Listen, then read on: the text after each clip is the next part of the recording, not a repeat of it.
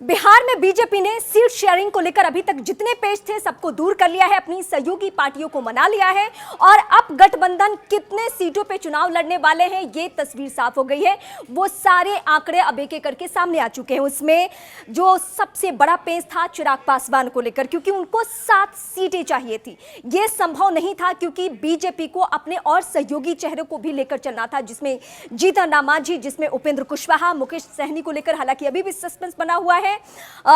पशुपति पारस जो कि चिराग पासवान के चाचा हैं और 2021 में जब पार्टी टूटी तो 2 खेमे में एलजेपी हो गई थी। यहीं पे बीजेपी को सबसे ज्यादा मुश्किलें आ रही थी और चिराग पासवान वो चेहरा है जो नीतीश कुमार के खिलाफ हमेशा से हमलावर रहते हैं और चिराग पासवान वो भी चेहरा है जो 2020 में सबसे ज्यादा अगर किसी को नुकसान पहुंचाए है तो वो है जेडीयू।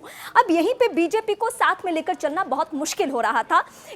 सीट बंटवारों की जो संख्या है, हालांकि उसकी तस्वीर तो अगले कुछ घंटों में क्लियर होगी, लेकिन जो सोर्सेज बता रहे हैं उसके जरिए मैं आपको बताती हूं कि अभी तक किन किन चीजों पे बात बनी है।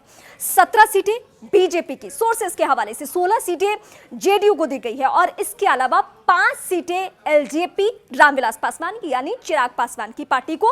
5 सीटों में सबसे महत्वपूर्ण यह है कि वो हाजीपुर जमुई से लौट के आ रहे हैं।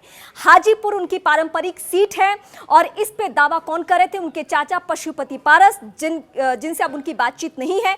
पशुपति पारस को अब वहां से बेदखल कर दिया गया है और चिराग पासवान अपने पारंपरिक सीट पर यानी अपने पिता की सियासी विरासत संभालने वाले चिराग वहां से चुनाव लड़ेंगे।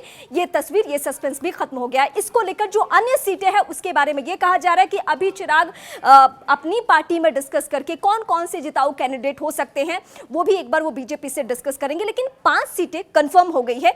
ये सबसे महत्वपूर्ण पहलू है। अब इसके अलावा और क्या क्या डेवलपमेंट है वो भी हम आपको बताते हैं।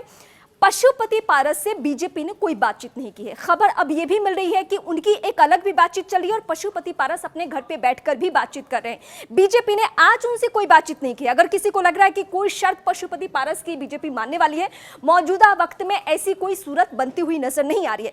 लेकिन कुछ लोगों ने चिराग को लेकर कुछ भविष्यवाणियां की थी। उसमें यह कहा गया था कि चिराग पासवान खत्म होने जा रहे हैं, उनकी राजनीति खत्म होने जा रही है। लेकिन इस पूरे प्रकरण में अगर कोई उभरता हुआ चेहरा है तो वो चिराग है, इस लिहाज से क्योंकि 2020 में उनके पिताजी का निधन होता है, 2021 में उनकी पार्टी टूट जाती है, 2 फाड़ में हो जाती है, 2020 के विधानसभा चुनाव में उनको बेहतर परिणाम नहीं मिलता है आंकड़ों के लिहाज से।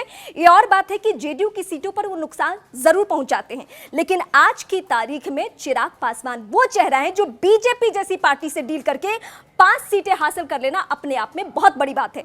अब मैं महागठबंधन की यानी इंडी गठबंधन की भी बात करूंगी। अभी तक उन्होंने भी बिहार में सीट शेयरिंग नहीं की है।